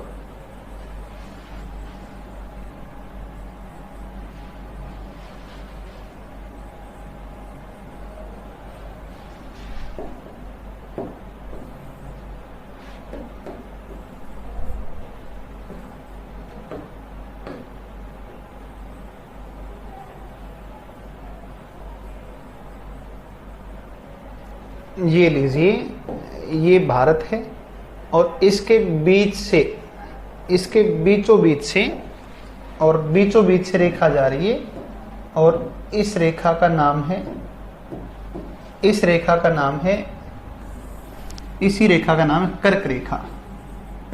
यह है कर्क रेखा। और कर्क रेखा के ऊपर की ओर जो भाग है वो है उत्तरी भारत। एक ऊपर की ओर उत्तरी भारत है और नीचे की ओर जब आप बात करें तो नीचे की ओर है आपका, और ये नीचे की ओर का भाग है दक्षिणी भारत, ठीक है। ये दक्षिणी भारत है। क्लियर है बात? दो पार्ट्स में डिवाइड कर दिया। और अब आप दूसरी बात को यहाँ पर पीछे लिखते हैं कि भारत के मध्य भाग से गुजरती है और यह भारत के 8 राज्यों से जाती है। भारत के कौन कौन से 8 राज्य? तो आप कहेंगे कि भारत के 8 राज्यों से गुजरेगी। भारत के 8 राज्यों के 8 राज्यों से गुजरती है, 8 राज्यों से गुजरती है। और जो 8 राज्य हैं वो 8 राज्य कौन कौन से हैं? तो सुनो एक बात, 8 राज्य जो हैं उन 8 राज्यों की मैं एक ट्रिक यहाँ पर लिखता हूँ, उस ट्रिक को समझना एक बार सारे लोग अच्छे तरीके से। एक ट्रिक है और वो ट्रिक उसकी है कि गुराम छत से झांक। देखो ट्रिक क्या है इसकी? इसकी ट्रिक है गुराम छत से झांक, छत से झांक, पीटी मीजो, पीटी मीजो। सुनिएगा बात को ध्यान से।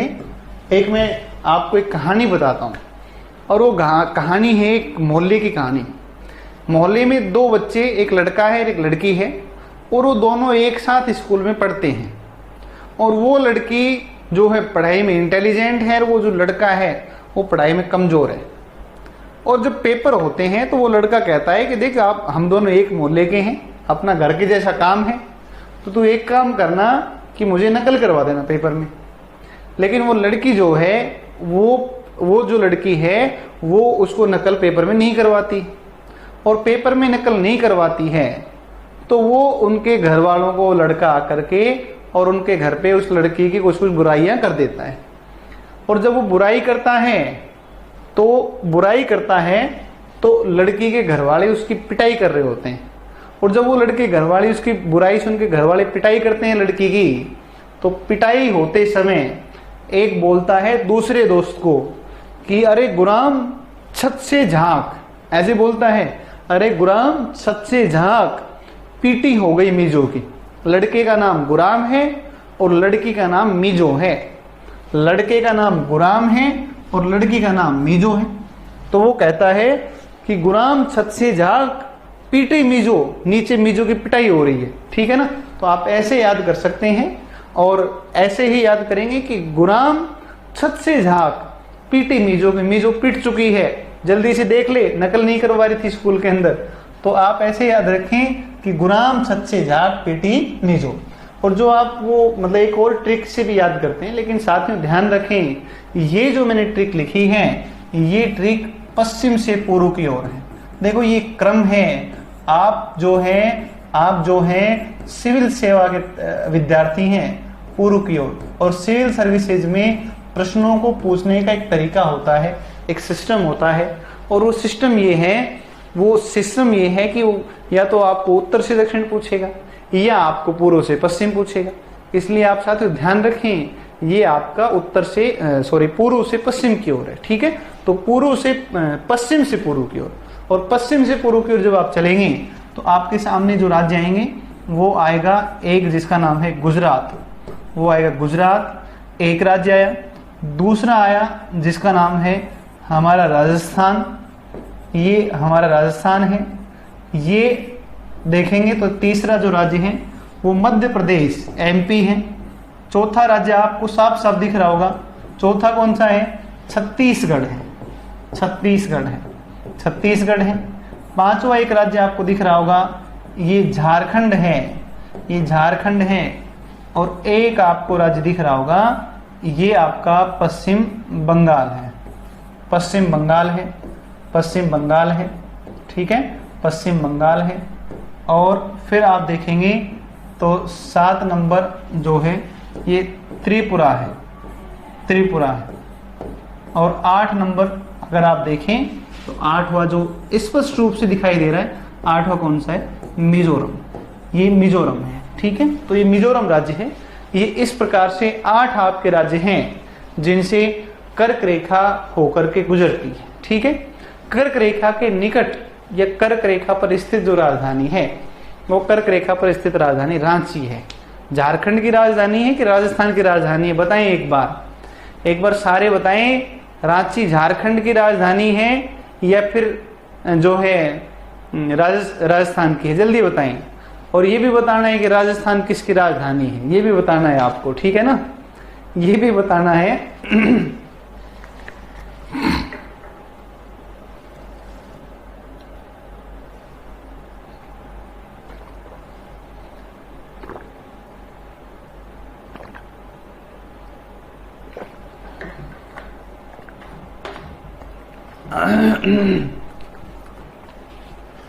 अच्छा ये बताओ, चलो ठीक है, मैंने मान लिया ठीक है, राजधानी आप सही बता रहे हो।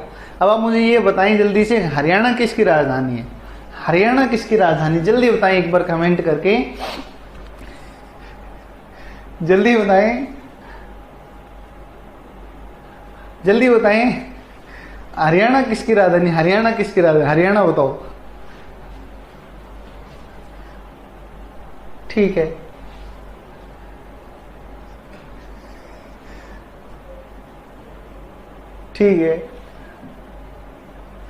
अच्छा अच्छा, ऐसा है क्या? ऐसा है तो भाई फिर ठीक है। अच्छा फिर ठीक है, फिर ठीक है।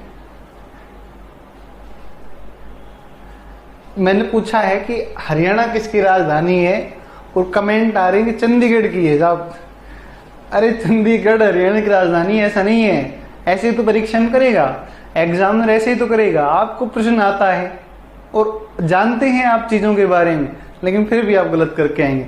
आप खुद से देख लो, आप खुद से कमेंट देख लो, आपस में सारे बच्चों के आप कमेंट देख लो, आप अपने आप से चेक करके देख लो क्या परीक्षा में गलती होती है। मैंने कहा हरियाणा किसकी राजधानी है, और आप सब ने आंसर कर दिया कि चंडीगढ़ चंडीगढ़ चंडीगढ़। तो चंडीगढ़ की राजधानी चंडीगढ़ है, चंडीगढ़ की राजधानी हरियाणा नहीं है। ठीक है ना जी, हरियाणा स्टेट है। रमेश का आंसर आ रहा है। बताओ, सारे गलती कर रहे हो। ये परीक्षा में गलती होती है साथियों, ये परीक्षा में गलती होती है। ठीक है ना, ये परीक्षा में गलती होती है, ध्यान रखना इस बात का। मैंने कहा हरियाणा किसकी राजधानी है, आप सभी ने चंडीगढ़ आंसर दिया है। अब आपका पता नहीं, भगवान जाने क्या होगा तुम्हारा क्या नहीं होगा। थोड़ा और आगे देखो इसको, इस टॉपिक को पूरा करते हैं एक बार साथियों, आगे ध्यान दें। और आगे अगर आप देखेंगे तो आगे मैं आपको बता देता हूं कि इसे माही नदी 2 बार काटती है। माही नदी 2 बार काटती है। ठीक है ना, माही नदी 2 बार काटती है। एक ये प्रश्न है, और एक कर्क रेखा पर राजधानी। इस पर जो राजधानी आएगी वो राजधानी कौन सी आएगी, वो राजधानी साथियों आ जाएगी जिसका नाम है रांची। और रांची जो है वो झारखंड राज्य की राजधानी है, जो पहले बिहार का ही हिस्सा हुआ करता था। और झारखंड में आपको ध्यान हो तो भारत का रूर प्रदेश छोटा नागपुर का पठार। ठीक है ना, तो छोटा नागपुर पठार कहाँ पर है, ये झारखंड राज्य में है। ये भी विशेष रूप से ध्यान रखना है। और कर्क रेखा से संदर्भित अगर आप और कुछ प्रश्नों की चर्चा करना चाहें तो ये कुछ बातें हुई अपनी यहाँ तक, और यहाँ पर कोई ऐसी खास बातें बहुत ज्यादा नहीं है। कर्क रेखा के उत्तर की तरफ शीतोष्ण कटिबंध है, और कर्क रेखा के दक्षिण की तरफ कौन सा है, उष्ण कटिबंध। तो यहाँ पर साथियों ध्यान रखें कि कर्क रेखा के उत्तर का जो भाग है ये शीतोष्ण कटिबंध में आता है, और कर्क रेखा के दक्षिण का जो भाग है ये कहाँ पर आता है, ये उष्ण कटिबंध में आता है। ठीक है, तो ये उष्ण कटिबंध में है, और ऊपर का जो भाग है वो किसमें है, वो शीतोष्ण कटिबंध में है। क्लियर है बात? तो ये लीजिए, ये आपकी बातें हुई। ये साथियों बातें करी हमने कर्क रेखा के बारे में। और अब जो है वो मैं आपसे विदा लेता हूँ आज की क्लास से। आज साथियों इतना ही पढ़ेंगे, बाकी बातें अपन शुरू करेंगे कल की कक्षा में। कल की क्लास और भी लाइव ऐसे ही रहेगी, वो लाइव क्लास भी डेमो क्लास के तौर पर रखी जाएगी।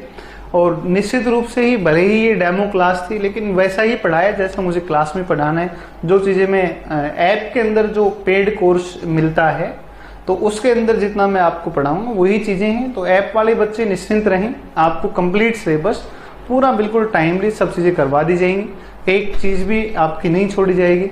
कल से कोशिश करता हूं कि साथ में प्रश्न और 10 मिनट लास्ट में कुछ 5-7 प्रश्न भी आपके जो है ना वो क्वेश्चन भी ले लिया करेंगे, क्वेश्चन भी किया करेंगे। ठीक है ना, आप आराम से खूब सारा पढ़ते रहिए, बढ़ते रहिए। ईश्वर आपकी सारी मनोकामनाएं पूरी करें। ठीक है, और जितना हेल्प इंस्टीट्यूट से ऑफिसर्स एकेडमी आपका कर सकेगी उतना मैक्सिमम आपकी हेल्प की जाएगी। ठीक है ना, और यदि आप सब्सक्रिप्शन चाहते हैं, आप पढ़ना चाह रहे हैं हमारे से, तो डेफिनेटली आप पूरी टीम के साथ जुड़ने के लिए आप अपना जो है एक मतलब शायद मुझे ध्यान भी नहीं है, शायद फीस 1500 रुपए के आसपास है। तो जो हम यहाँ पर 35 हज़ार रुपए में, 30 हज़ार रुपए में ऑफलाइन में पढ़ाते हैं, और कुछ आप में से बहुत सारे लोग जो ऑनलाइन ही पढ़ रहे हैं, वो जो नहीं आ सकते हैं यहाँ क्लास लेने के लिए, उनको एक बिल्कुल ना बराबर सी जो कॉस्ट के ऊपर ही कोर्स मिल रहा है। इसलिए आप पढ़ते रहिए, बढ़ते रहिए। Thank you very much. अपन बात करेंगे कल की क्लास में, और कल बात शुरू करेंगे 82.5 डिग्री पूर्वी देशांतर से। Thank you.